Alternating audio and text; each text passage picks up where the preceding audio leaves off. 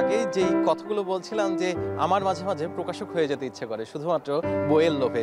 এতগুলো বই যদি আমার হতো তাহলে নিশ্চয়ই কত ভালো হতো।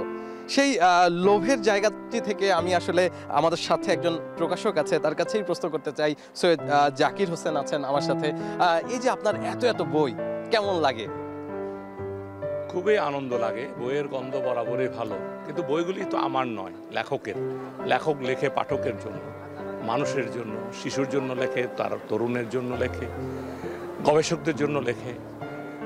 ওই বইগুলি যে পাঠকের পাণ্ডুলিপিকে হাতের স্পর্শে আস্তে আস্তে পাঠক উপযোগী করে তোলার আনন্দটাই হচ্ছে সৃষ্টিশীলতা। আমরা একটা সিনেমা করতে যেরকম কাজ করতে হয়, কলা কৌশলী লাগে, আমাদের একটা বই তৈরি করতে আমাদের ন্যূনতম ৬৬টা স্পর্শ লাগে, সর্বোচ্চ ৮৮টা পর্যন্ত স্পর্শ ছাড়া প্রকৃত অর্থে একটি বই বের হয় না। তো সেই আনন্দের সাথে সরাসরি আমরা যুক্ত থাকি। বাহ, বেশ আনন্দের জায়গা। যেটি বলছিলেন যে অনেক মানুষের হাতের স্পর্শ প্রয়োজন হয় একটি বই বের করতে। তো এবারের বইমেলায় কিংবা এই যে যারা নতুন প্রজন্ম আছে, এই বইমেলাতে তো বেশিরভাগই নতুন প্রজন্মকে দেখতে পাই, তারা আসলে কি ধরনের বই পেতে চায় বা পছন্দ করে? তারুণ্য সবসময় আসলে তারুণ্যের একটি ঝলসানো বিষয় থাকে। তারুণ্য সবসময় প্রশ্ন করতে জানে, তারুণ্যকে প্রশ্ন করতে জানার সৃষ্টি করে যে বই, সেই বই তারুণ্য সবসময় চায়। কিন্তু আমাদের বর্তমানে সোশ্যাল মিডিয়া যেন তারুণ্যকে সুনির্দিষ্ট কিছু জিনিস যেন খাওয়াতে চাচ্ছে, আমাদের দেশের শিক্ষা ব্যবস্থা যেন সুনির্দিষ্ট সিলেবাস পড়াতে চাচ্ছে। তারুণ্যকে যদি আমরা উন্মুক্ত সিলেবাস পড়তে দিই তাহলে বইয়ের দরকার হবে।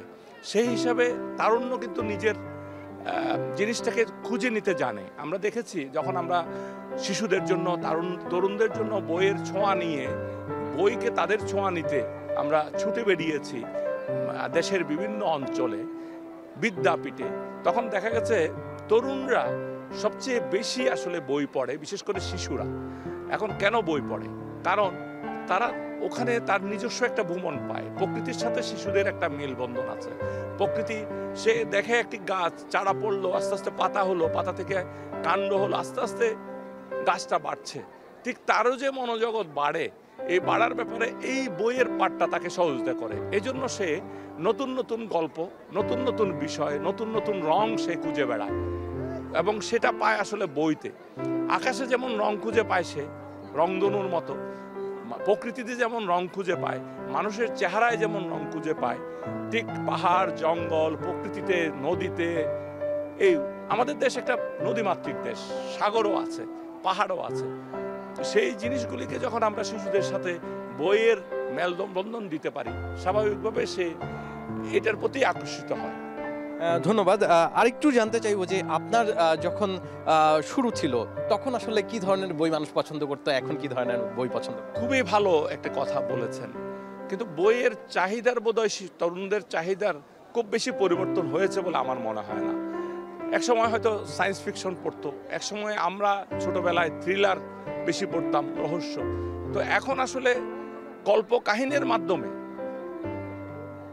সায়েন্স ফিকশন লেখা হয়, সেটার লেখার ধরন পাল্টিয়েছে, আকর্ষণ কিন্তু অনেকটা একই।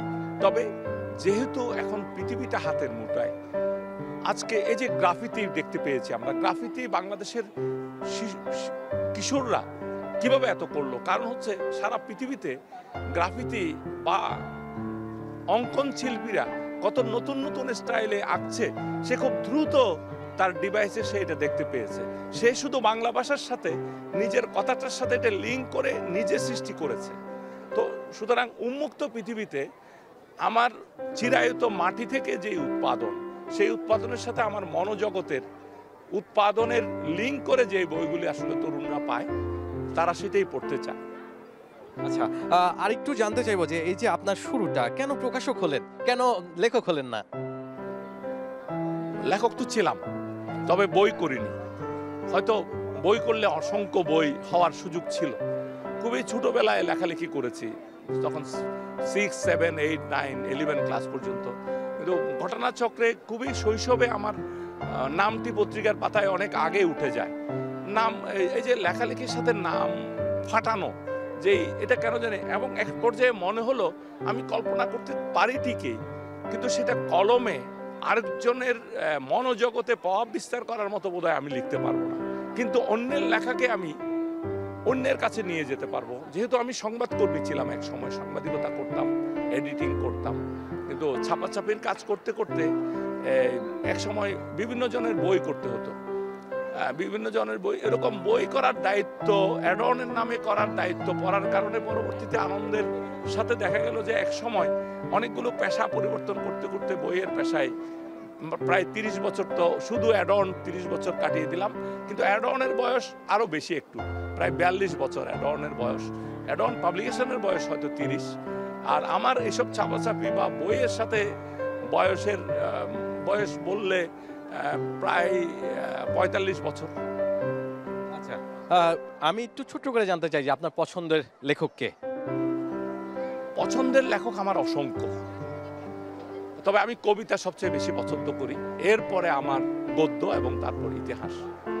আমি আত্মজীবনীমূলক লেখাকে আমি সবচেয়ে বেশি পছন্দ করেছি আমার জীবনে।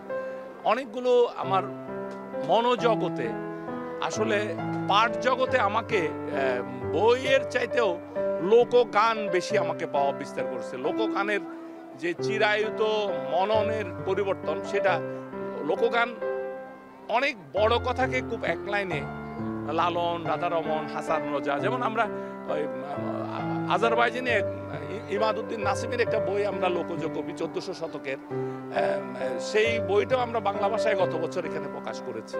সবচেয়ে বড় কথা হচ্ছে আমি সুনির্দিষ্টভাবে একটা নাম বলতে গেলে সেটা খুবই, তবে আমার মনোজগতে একটি বই খুব ব্যতিক্রমভাবে, মানে সেইং অফ মোহাম্মদ, এটা হচ্ছে আব্দুল্লাহ আল মামুন সরওয়ার্দী, আমাদের হোসেন মোহাম্মদ সরওয়ার্দীর মামা।